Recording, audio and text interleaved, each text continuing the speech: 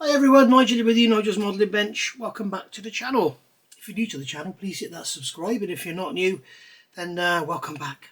So here we have something a little bit different. I've just got back from the Gloucester show. Today is the 22nd of September 2024, and yeah, I was there and I bumped into Phil again at Mainly Military Models, this company here, and he does a lot of shows all over the country, and doesn't have a shop as such. He does have an eBay shop, L70 Lang. You can see I've written across the bottom there.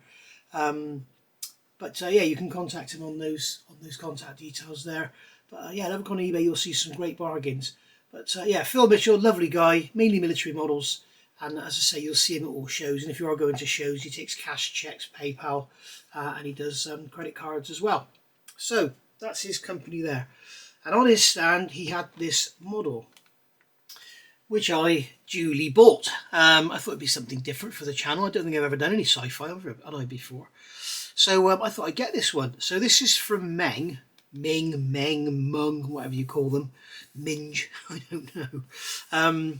Part number is DS009, and it's a 72nd scale Harkonnen Ornithopter from the film Dune. So it's like a helicopter, but the blades sort of do like a fly sort of thing rather than go round and round and round. I know what I mean. I think you do as well. Down here we've got the trademark, so that's Legendary, which is the filmmaker. So yeah, lovely looking little thing. And this is the bigger. There's also another one which I can't remember the name now. It starts with an A. But there's another ornithopter, and it's just basically a smaller version of this. I think this is like a crew carrier or cargo carrier or something.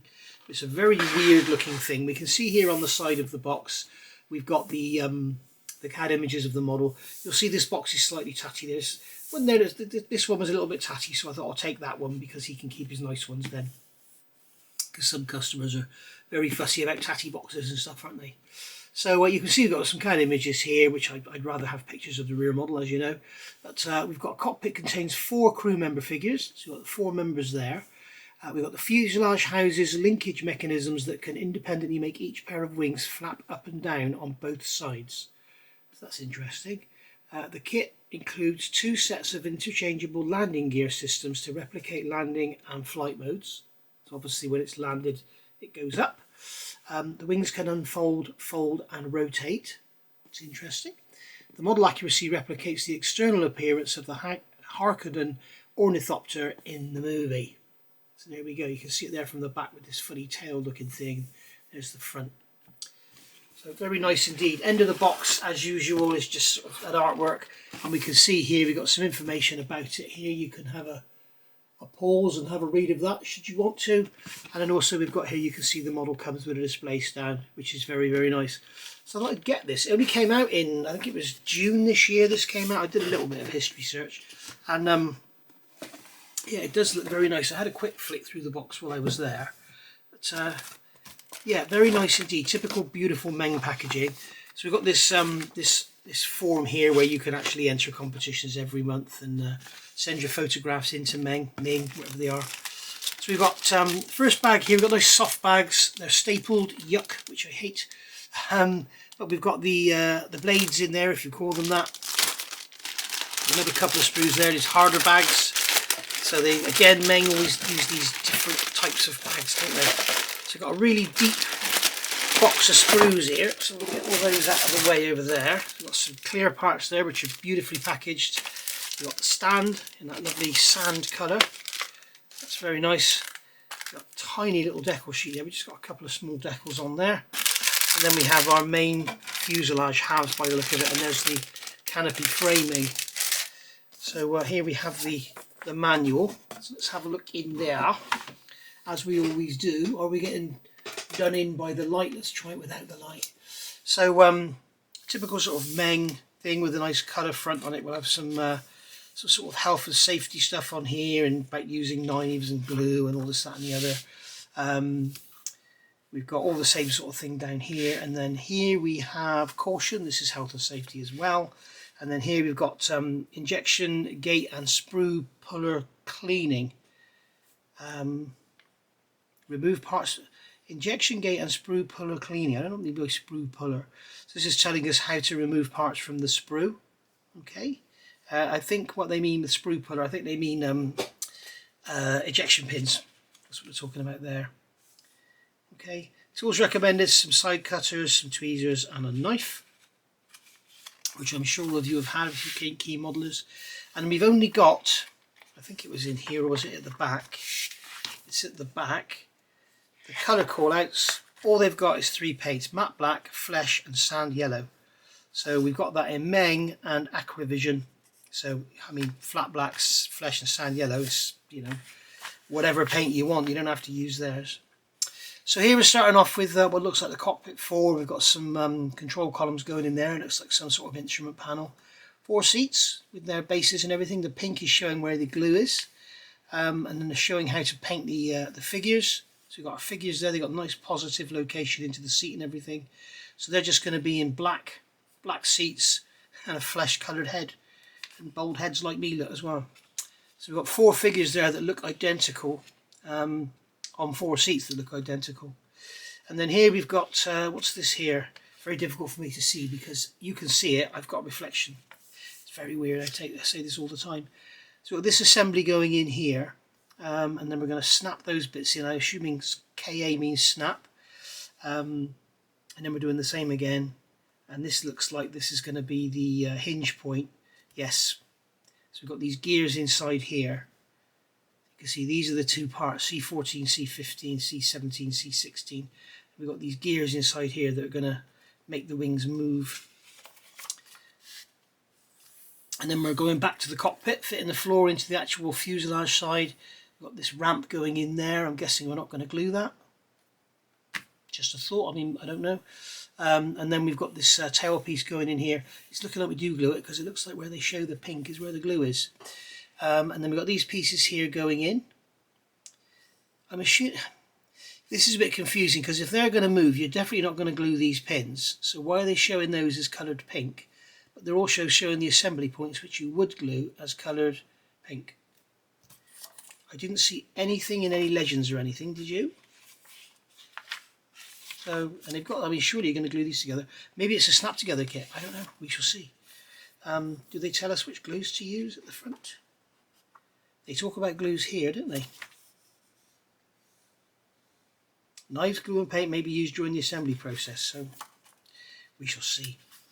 And then we've got the actual side of the fuselage going on there, and then the top going down on here. We've got all those little pods for the wings to go in. We've got the clear parts going in here. Again, we've got these little pink areas. I think they're just showing the location tabs, aren't they? Rather than whether to glue or not glue.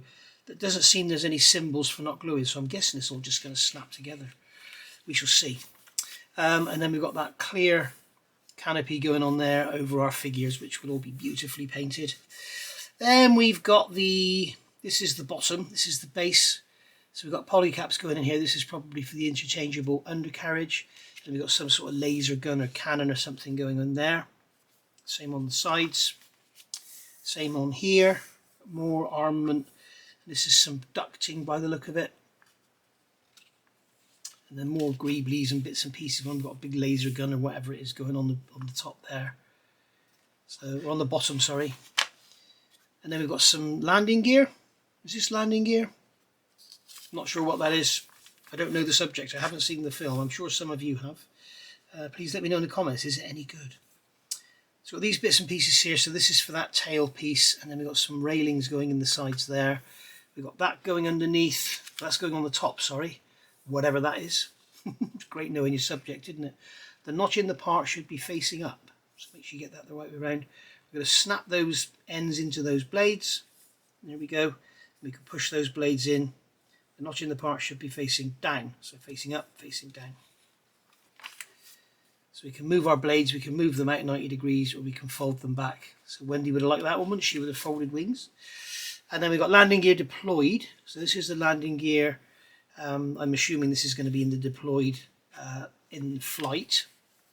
Okay, so you're going to fit them into that big assembly there. And then we've got more landing gear retracted.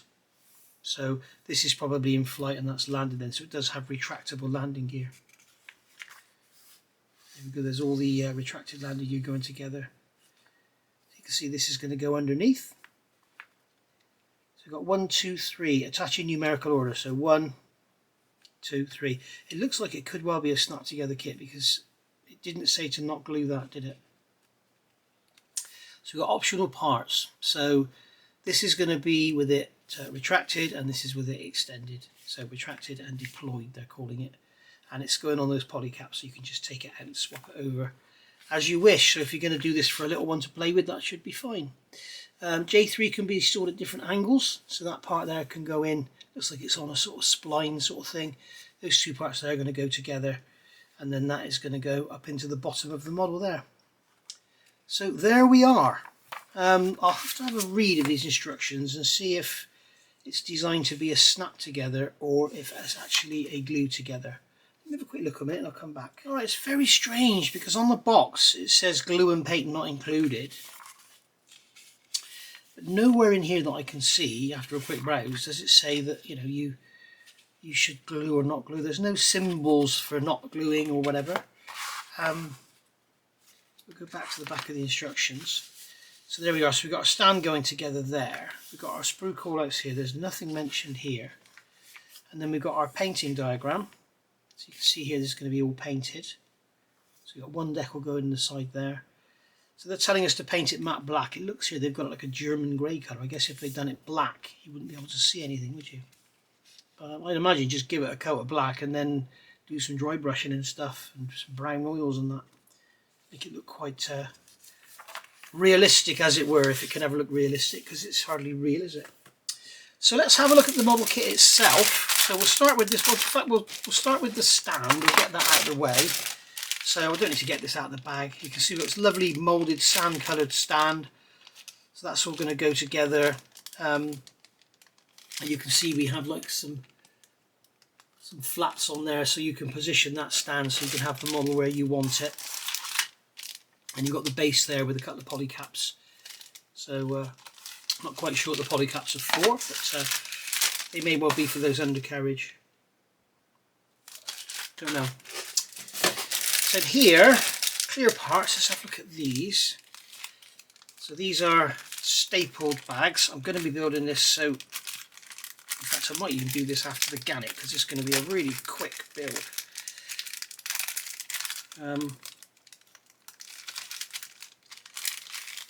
There we go, beautifully protected clear parts as always with Meng. Meng. There we are, you can see they're lovely and clear. We'll get the light on now that we're looking at parts. So yeah, lovely and clear, beautifully done, beautifully protected. Really nice, you're going to see lots inside there. So what we'll do, we will get that back in its bag. I'm not worried about the staples because it's got that protective film on it. So there we go, so that's that one. We can put that one up in the box up there. So here's a wrinkly bag. So we've got a noisy wrinkly bag, not stapled. And this one, oops, throwing parts across the room. Doesn't need a wash, quite probably. Got a mark on it there of something or other, doesn't really matter. Bit of a grainy finish to it, which I'm guessing is authentic. Very nice, chunky, nice plastic, as always with Meng. You've got to be a little bit careful with Meng because I did a kit once and it was like something like that, where something went in that hole and I put some cement in and it all just split open. It was really weird. So be a little bit careful, do a little test with your glues first. And then here's the, it's weird. Don't know what that is. Here's our, go away. There's our slide moulded little canopy framing. So the clear parts are going to, I guess they're going to clip into there, are they? I'm not sure. Looks like they might because they've got like a wedge design in there. So that'd be cool if they do. So you can just paint that black and then clip them in. It feels like it does need a wash actually, guys. It feels quite oily. But then I always say that, don't I? So here we've got another staples bag, which is yuck.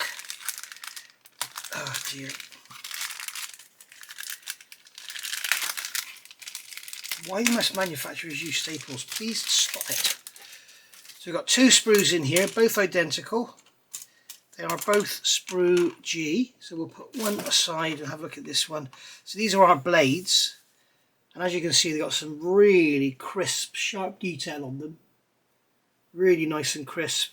And that rivet detail on there, or whatever it is, fastener detail, is lovely. And the back side of the blades is hollow. And they're single-sided as well. They're not two halves, so you don't have any gluing to do. Just sprue gate cleanup. So that's cool.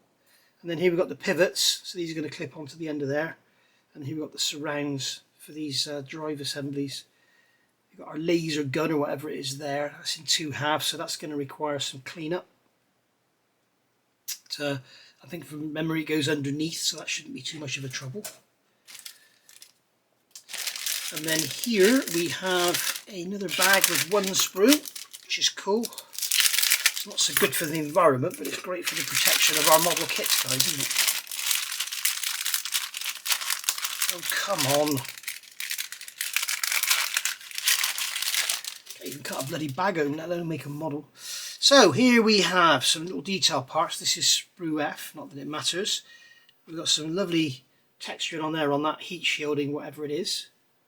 Lovely detail on that mesh part. Then we've got these units here. That's another part that's going underneath by the look of it. We've got some nice moulded detail on there. You can imagine all this just painted black and then dry brushed, it'll look amazing.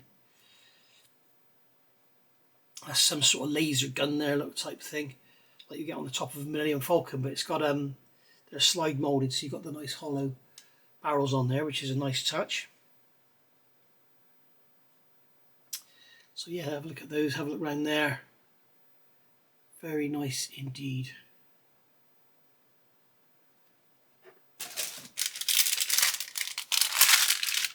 Looks like we've got some figures in here, and they're pre-painted black for us. So if you don't want to paint the model, you don't have the ability to paint the model, then you'll end up with a brown model with black interior. So we have three figures here that are moulded in one, and they all have bold heads, and they're very crisply moulded. They're really, really nice if you look at them. See, they're very nicely done. And then we've got this one here, which looks like a pilot because he's got his hands out. He's just got their hands on their knees, which is the most unnatural pose ever. And he's in two halves, obviously because they're designed with his arms sticking out. But yeah, so there we go. You can paint them all up in different colours and have a lot of diversity in your cockpit if you want to. But, I'm not sure if these guys were friendly or nasty or what they were. Perhaps you can tell me in the comments below. As I say, I haven't seen the film. I probably will have seen the film by the time you comment, so if you don't want to tell me, don't worry about it, I'll find out. So there we go. So there's the this is undercarriage parts by the look of it. Or was that tail boom? Not sure. Looks like undercarriage parts, doesn't it? It's all very crisp, very clean. It's just typical Meng, isn't it? It's just perfect. Meng is lovely. Really nice. Very solid, very strong as well. And then last but two bags. So we've got a bag here. This looks like we've got some mounting hubs for these are for the blades to go on. You can see the teeth on there, so they're going to sort of work like a swing wing on an F-14. That's that tail piece by the look of it there, the piece that hangs off the tail. Got some more undercarriage parts here. This is probably all retracted. There's that door, which, as I said, it looks like you shouldn't glue it in, and then later on in the instructions it looks like it was actually lifted open, so be very careful with this. It looks like the instructions might mislead you, but we shall soon see, because as I said, I'm going to build this very soon because it'll be a lovely quick build. But yeah, nice lovely detail in these little bits here. There's our seats. The seats look very nice. Unfortunately, they've got great big holes in them, so if you decide to build it without any crew in it, you're going to have some holes to fill. But if you're going to put it on a stand in flight, then you probably really want some crew in there. That looks like the cockpit floor, is it? I'm guessing it looks like this. No, it's not. Yes, it might be. No, because the seats don't have the right shaped holes to go into the floor, so that might be part of the cargo bay or something. Or do the seats go into them and then they go into there? I think that's what happens, isn't it? Yes. So that probably is the cockpit floor. So get that painted, get some oils on there, get some dry brush in, make it pop. And then finally we have this sprue here, which looks like it's the top and bottom. And some other major parts. So we got, this is the top. Got some lovely mesh detail on there. Again, we got this sort of slightly grainy finish, which is nice. There's the ball sockets for those where the blades are going to go. All very nice indeed. I've actually got a Bandai Millennium Falcon moustache. It makes me want to do that as well. I've got the fine molds one as well.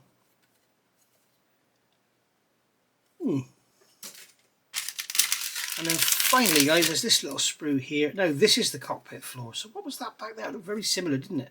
Maybe, just maybe, that is the cockpit floor. Yeah, that's the cockpit floor for the smaller one, isn't it? That's what that is. In the sprue callouts, do they tell us parts not to use? There it is there. And no, they don't tell us parts not to use, so it kind of looks like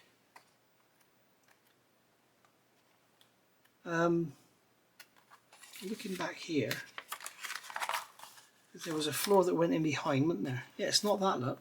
So it's probably, that is probably the cockpit floor for the smaller one, the one that starts with an A, whatever his name is. Yeah. So there we go, a great big cockpit floor and a big cargo bay or whatever that is there. I don't think you'll have any chance to open any doors or anything. It's going to be a fairly decent size. That's going to go on top of there. You can have that big nose on there. So I think I saw somewhere as a 63 centimetre wingspan, so that's pretty big with those blades on. So yeah, very nice indeed. So that has been a review of the Meng, whatever they are, Harkonnen Ornithopter from the movie Dune. So if you want to get yourself one of these, I notice a lot of shops have them for sale at vastly differing prices. So yeah, go feel your boots, or if you want to get one off of Phil, get in touch with Phil at Mainly Military Models. Thank you for watching. I will see you all very soon, and we will start our build of this, I think, as soon as we finish the Gannet. Yeah, so we might get stuck into this because it'll be over like that in no time. Thank you for watching. I'll see you all soon. Bye for now.